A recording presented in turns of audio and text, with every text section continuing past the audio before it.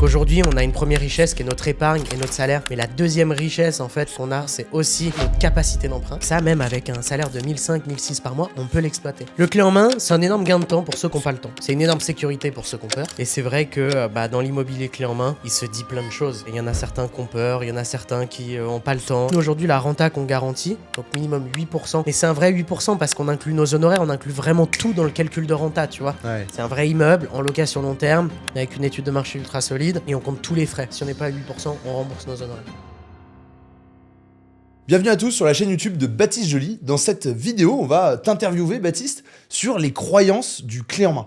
Beaucoup de personnes pensent que le clé en main, c'est réservé à ceux qui ont trop d'argent, qui peuvent placer n'importe comment leur argent, alors qu'en fait, tu portes une vision qui est complètement différente, qui est celle de dire que le clé en main, c'est justement moins de problèmes, peut-être plus de facilité lorsqu'on va devoir trouver un crédit, trouver des artisans, etc. Et on est là pour justement casser ces mythes-là du clé en main et trouver le plus simple. Donc déjà, petite présentation, rappelle-nous qui t'es, ce que t'as fait. Ouais, moi c'est Baptiste Joly, du coup. Merci en tout cas pour l'invite, c'est cool. Je suis le fondateur de Richard Group Investment, une entreprise spécialisée dans l'investissement immobilier clé en main. Donc c'est pour ça que le sujet est plutôt intéressant. Et c'est vrai que dans l'immobilier clé en main, il se dit plein de choses, que ce soit lié justement au coût du clé en main. Après, il y en a certains qui ont peur, il y en a certains qui n'ont pas le temps. Il y a tellement de situations, de typologies de clients, de projets différents, comme il y a autant de projets de vie possibles, tu vois. Donc c'est un sujet sur lequel on peut rester très longtemps. Premièrement, est-ce que tu peux nous redéfinir un peu ce que c'est le clé en main? Qu'est-ce que ça veut dire d'investir dans l'immobilier clé en main? Clé en main, c'est clé en main, quoi. C'est vraiment, tu fais rien. Quasiment rien. Il y a un minimum d'implication à avoir, bien entendu, parce qu'on ne peut pas aller contracter un prêt à ta place à la banque. Ça, c'est certain. Mais le clé en main, voilà, c'est vraiment... On va définir ta stratégie globale avec un de nos experts en fonction de ta situation actuelle, de ta situation désirée, donc de tes objectifs, et puis aussi de différentes contraintes, tu vois. Donc ça peut être des fois des contraintes de religion liées au financement, ça peut être des contraintes de type d'exploitation. Moi, je veux pas du tout faire de Airbnb, je veux pas du tout... Donc, on définit une stratégie en fonction de ta situation actuelle, les moyens que tu as en ta possession, ta situation désirée, donc tes objectifs et tes contraintes, entre guillemets. Après, on va définir la stratégie fiscale. Donc, encore une fois, définir la stratégie fiscale qui correspond à ta situation aujourd'hui, mais aussi celle qui correspond à ta situation fiscale dans le futur. Ouais. Typiquement, on va pas faire un cours sur la fiscalité là, mais tu peux faire du LMNP. Il faut que ça représente moins de la moitié de tes revenus globaux et que tes revenus issus du travail soient plus importants que tes revenus issus de l'immobilier en meublé. Sinon, tu passes non pas en LMNP, mais en LMP. Sauf D'ailleurs, que... je fais une mini coupure, mais on va tourner juste après une émission sur la fiscalité. Donc, n'hésitez pas à aller sur la chaîne et retrouver l'émission fiscalité qui est peut-être déjà sortie. Ouais, et tu vois, ce qui est bien en fait, c'est que, on analyse le plus tard. C'est-à-dire que si aujourd'hui tu gagnes 50 000 euros par an et que tu vas faire 40 000 euros par an de revenus locatifs, tu as plus de la moitié de tes revenus qui sont issus du travail, donc tu restes en LMNP. Par contre, tu as prévu de quitter ton travail, tu passes de 50 à 0. Ou même tu vas être frontalier, tu vas aller bosser en Suisse. Du coup, tes revenus issus du travail en France sont nuls. Donc du coup, ce qui se passe, c'est quoi? C'est qu'on anticipe la situation. Après, bien entendu, il faut définir une capacité d'emprunt.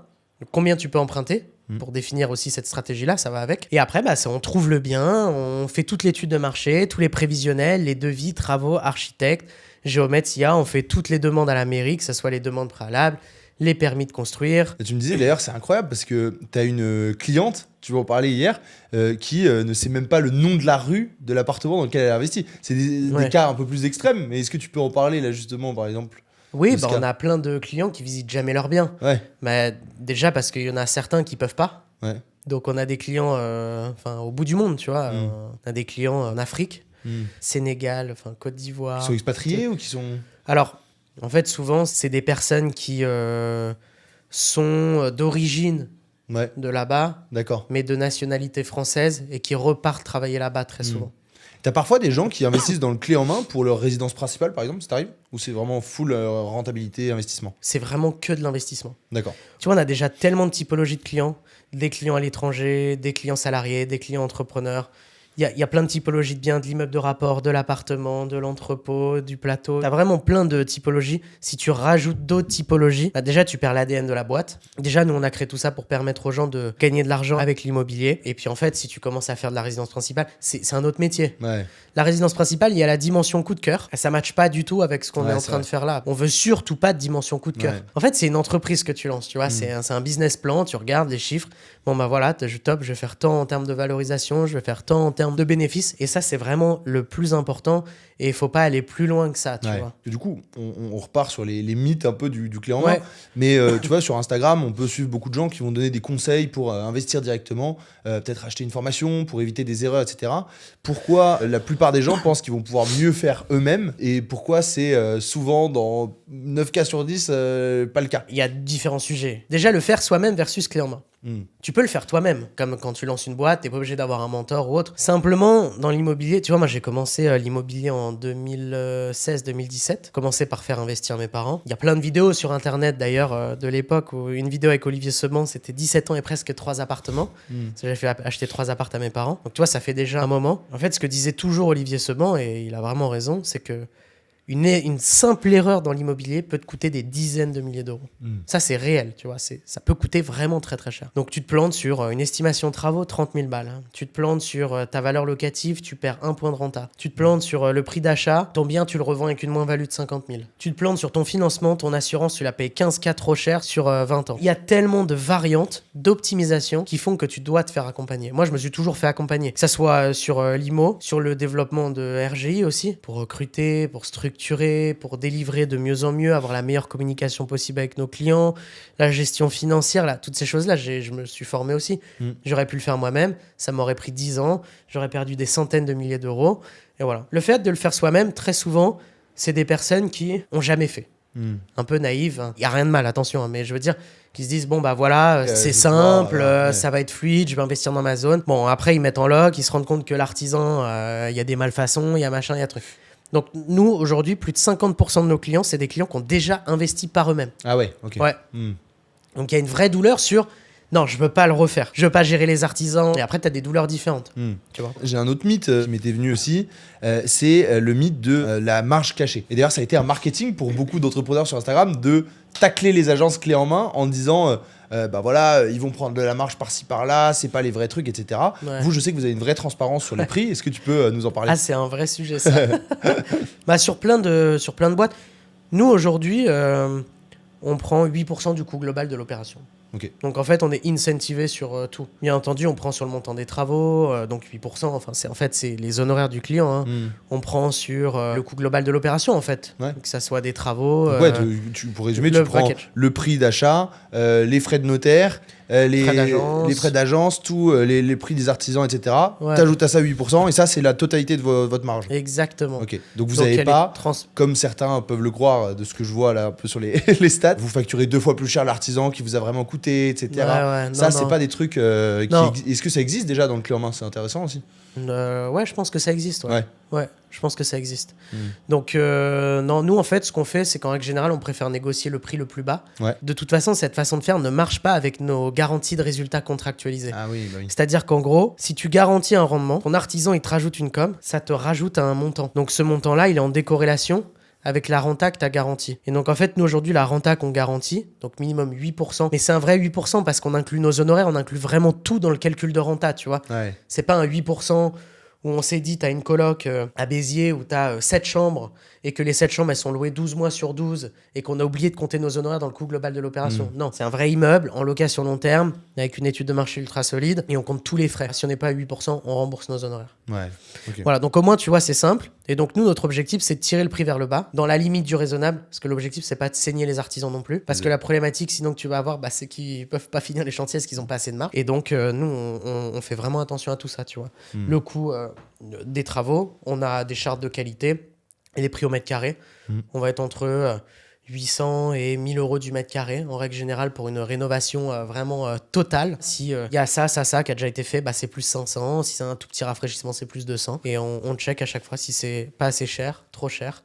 On recheck tous les devis, on recheck vraiment tout. Okay. Donc nous, notre objectif, c'est de tirer les prix vers le bas. Ouais, c'est ça. Et justement, je vais enchaîner avec ça, qui est justement tu as la rentabilité affichée. Donc vous, chez RGI, vous avez une rentabilité minimum 8% qui est affichée. Ouais. VS, la rentabilité on va dire réelle. Comment on fait pour se prémunir des pièges qu'il peut y avoir? Comment on peut s'assurer? Qu'est-ce que vous avez comme garantie par rapport à ça chez RGI? Et ensuite, comment on fait bien la part des choses de la rentabilité nette, la rentabilité brute, etc. Ouais. Comment on regarde tout ça? Vis-à-vis de la rentabilité brute, 8% minimum, en incluant vraiment toutes les honoraires ou autres, ça te permet vraiment d'avoir un cash flow positif.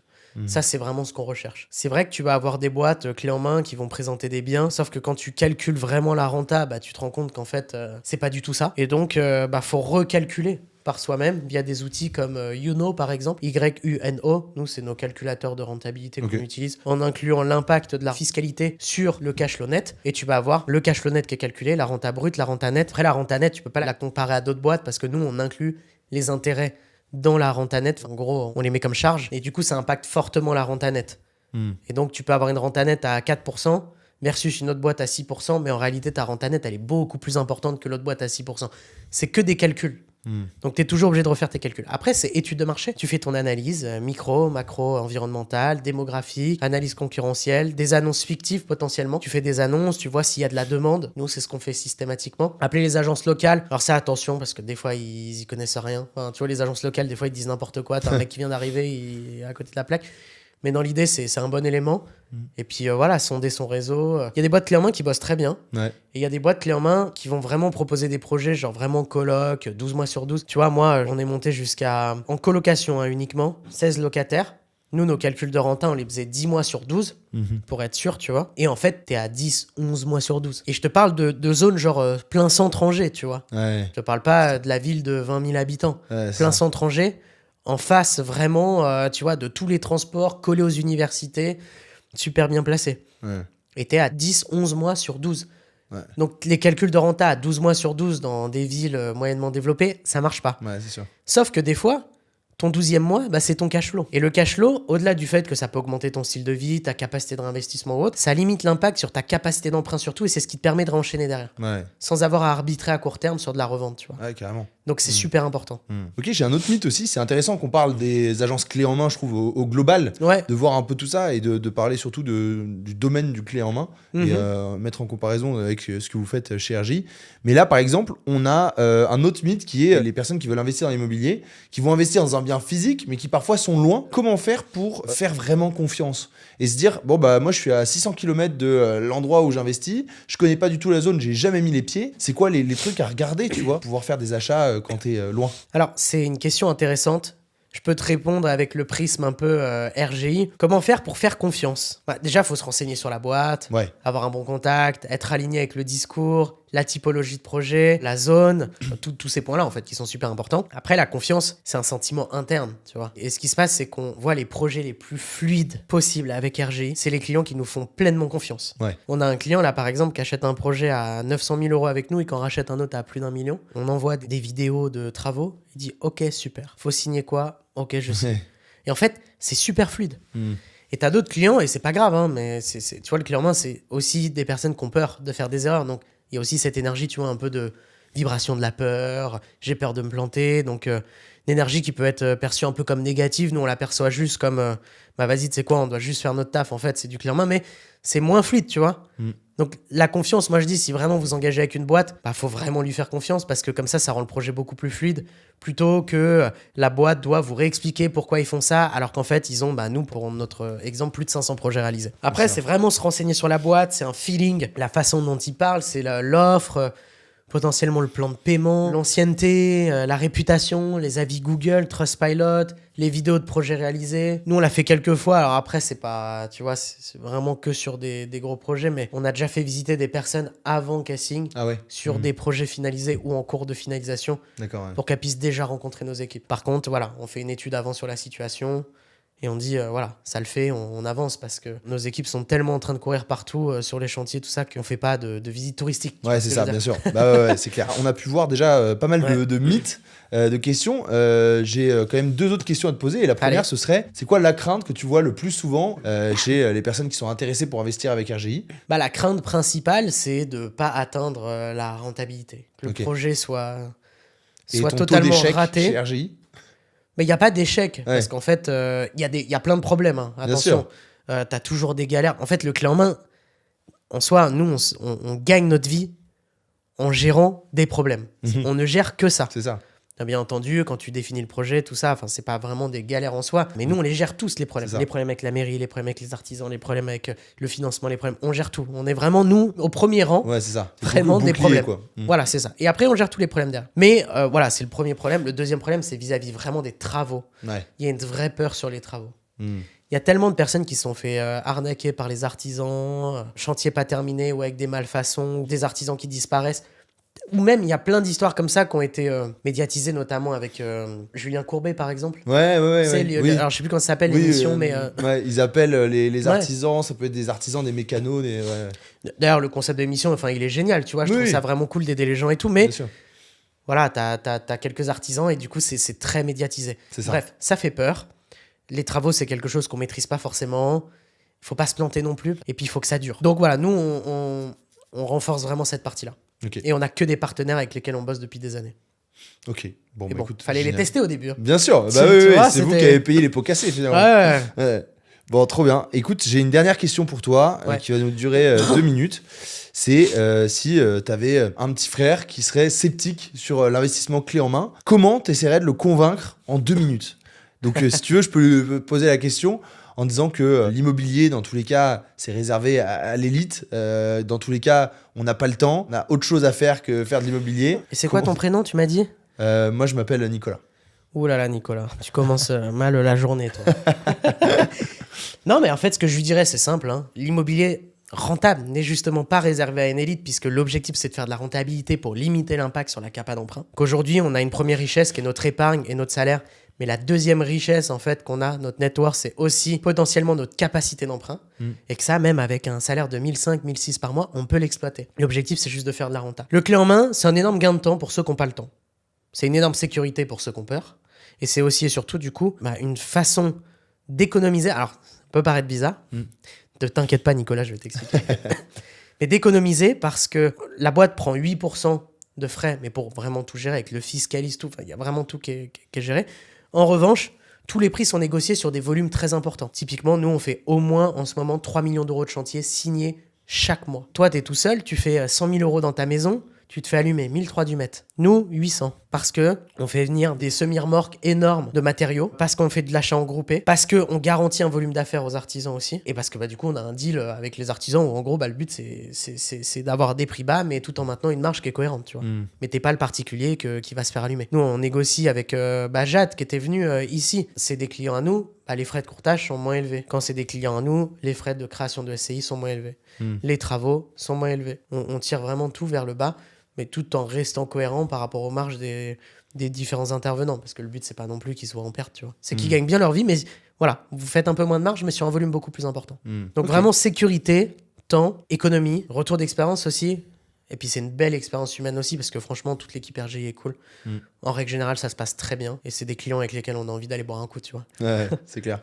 Voilà. Ok, bah écoute, merci beaucoup, t'as convaincu Nicolas, donc c'est top. Yes. Merci beaucoup d'avoir suivi cette première vidéo d'une série. Il va y avoir d'autres épisodes, on a pu en mentionner quelques-uns en haut pendant la vidéo pour pouvoir vous rediriger vers ceci. Baptiste, il nous reste quelques vidéos à tourner. Merci pour tes réponses et puis à tout à l'heure. Et puis avec plaisir, à très vite.